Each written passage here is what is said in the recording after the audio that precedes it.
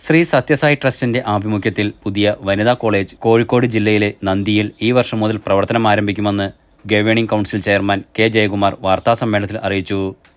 School of social science and മാനേജ്മെന്റിൽ ഈ വർഷം മുതൽ പ്രവേശനം ആരംഭിക്കും. ബികോം ടാക്സേഷൻ, BA എക്കണോമിക്സ് എന്നീ കോഴ്സുകളിൽ 40 വീതം സീറ്റുകളുണ്ടാകും. വിദ്യാഭ്യാസ മികവും വനിതാ ശാക്തീകരണവും ലക്ഷ്യമിട്ടുള്ളതാണ് പദ്ധതിയെന്ന് അദ്ദേഹം വിശദീകരിച്ചു.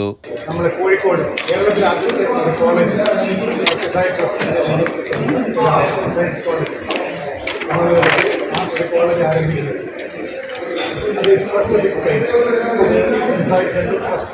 യൂണിവേഴ്സിറ്റി അംഗീകൃത ഫീസുകൾക്ക് പുറമെ യാതൊരുവിധ ഫീസും നൽകേണ്ടതില്ല.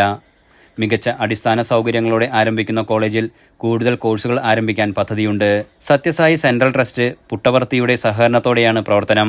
Shri Sathya Sai trust Kerala convener Satheesh Nair, principal ജോത്സരാബൻ എന്നിവരും വാർത്താസമ്മേളനത്തിൽ പങ്കെടുത്തു.